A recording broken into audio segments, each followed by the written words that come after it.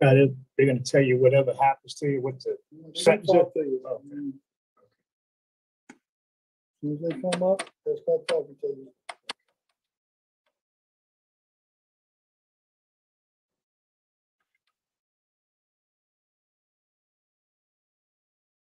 Well, you'll know the outcome one way or the other.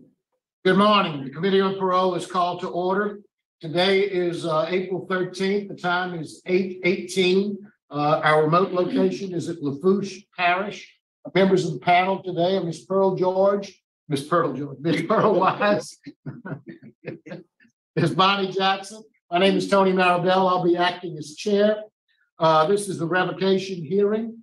Would the staff at Jefferson Parish please introduce themselves? In Jefferson Parish, Yes, we sir. have Eric Charles Davis. Okay, and you are, sir? I'm Eric Davis. The staff member. Would you introduce yourself? My name is Deputy Marlboro. Thank you, Deputy Marlboro. How are you? This is a revocation hearing. This is Mr. Eric Charles Davis. Mr. Davis, would you give us your full name and DOC number? Eric Charles Davis, 341756.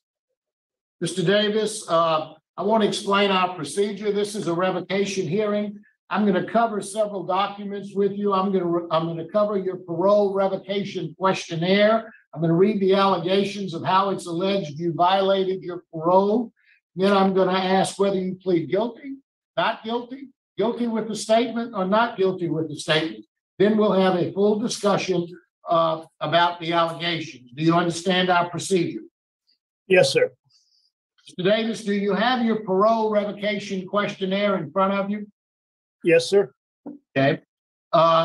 Is that your signature at the bottom of the page on dated March the 22nd of 2023? Yes, sir. Mr. Davis, are all of those answers that you filled out that day still accurate and correct? Yes, sir. Are you prepared to go forward today with your revocation hearing?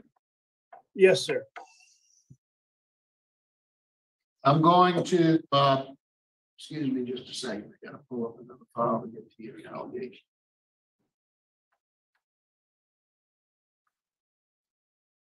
Okay. I'm going to read you the allegations. On August the 19th of 2022, you were arrested and charged with domestic abuse, battery, and resisting an officer. On January the 26th of 2023, under Jefferson docket number 223966, you were found guilty of resisting an officer and domestic abuse battery by Judge Ellen Kovich. How do you plead to those charges? I plead not guilty, sir.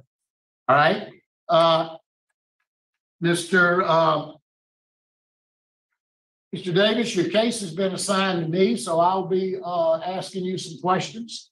Tell me what happened. I mean, you were arrested, you were charged, you were tried by a judge, and you were found guilty. So tell me what happened in your own words. Yes, sir. It was an unlawful arrest. When I went to court, this is a misdemeanor. Mr. Davis. Yes, sir. This is not a court of law, and we are not here to judge on technicalities. We're here to judge specifically on the facts of what you did. This is not a court that determines whether your arrest was proper or improper. That's for the judge to determine. That has all been determined. You were found guilty of these charges by a judge. You say you're not guilty. So tell us why. What they accusing me of didn't happen. What did you do? Tell us what happened. I was accused of having an argument with my mother, and it didn't happen. Your mother called the police. Yes, sir. The police came.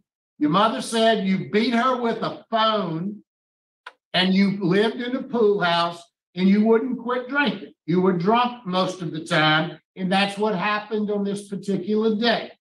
Now, do you drink?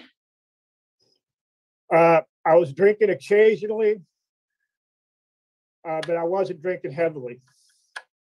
What do you consider heavily? every day. Were you drinking on this particular day? I can't recall on that particular day. Can't recall. All right. Anything else you'd like to say? Why would your mother lie on you? I have short-term memory loss, sir. I got hit in my head a while back, and maybe I was drinking. I don't remember, sir. This was almost a year ago. But you did go to trial and you were found guilty of both of these charges.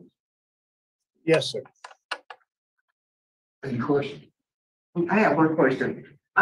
In the reports of the injuries on your mom, was that information presented to you? Did you see any pictures of the bruises on your mom from that incident?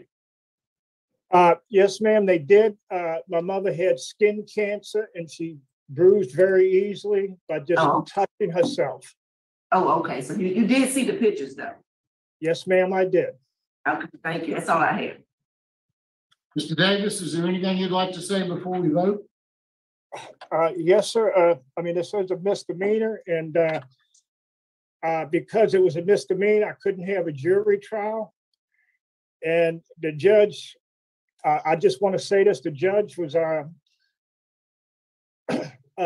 convicted me of this because of a 911 phone call.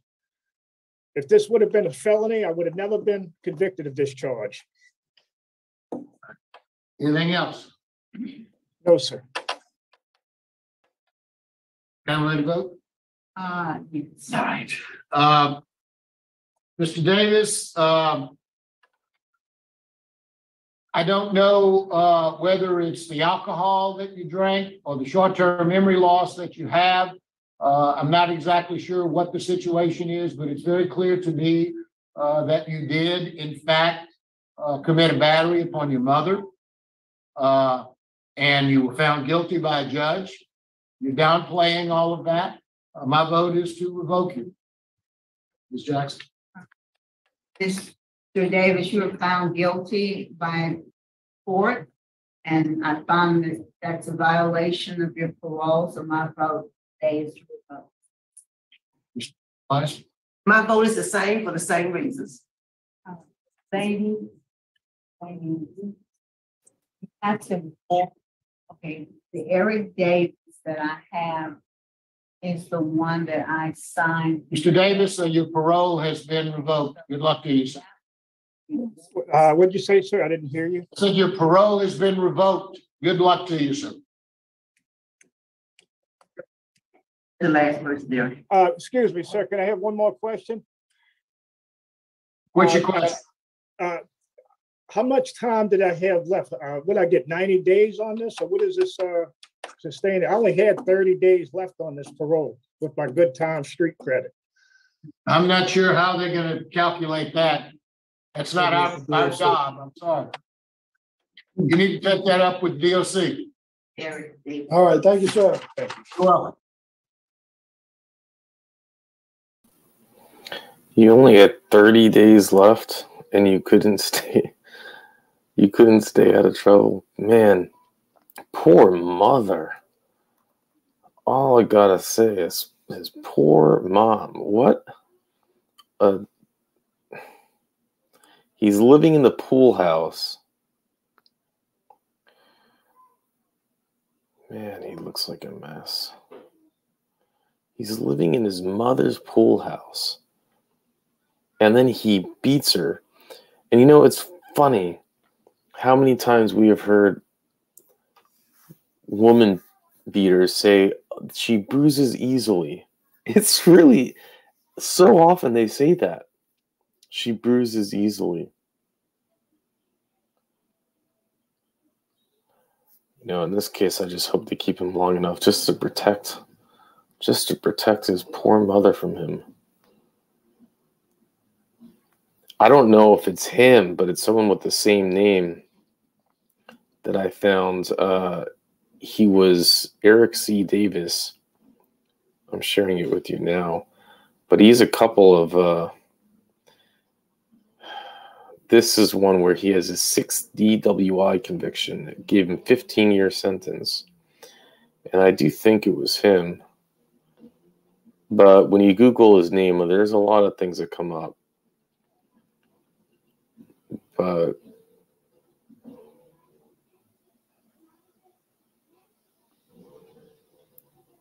it was his last week before he turned 50. And this is in, what is this, in 2007? 2013. This was, yeah, in August 2007. To revoke his probation for DWI. Thank goodness he didn't get in a car. Suspended 3 years for his 50 DWI and 10 DWI arrest. Last week, 2 days before he turned 50, Davis was convicted of his 6th DWI for his 11th DWI arrest for driving under the influence of anti-anxiety. This is different. This is not, although just as dangerous. So he's given 15-year sentence. You're a menace to your neighbors, Sullivan said. He presided on the trial without a jury. This one also didn't have a jury. Look at that. I don't know if you guys hear this like motorcycle in the background that's revving, and it's quite annoying. Who just sits outside a house and revs an engine? Thanks a lot.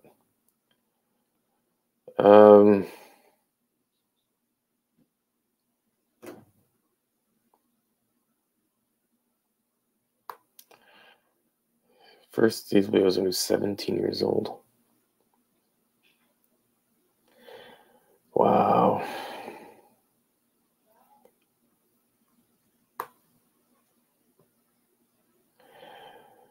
Yeah. And then there's his appeal here. I'll include both these links in the description for you. But here's another one of a defendant's bench trial and subject to charge. It basically goes through all the details about how he had hit and run, how he left the scene. I just don't feel bad for this guy. I really don't. And just hope, you know, if it's him, man, it's so scary, and just really hope his poor mother is okay and that he stays off the road.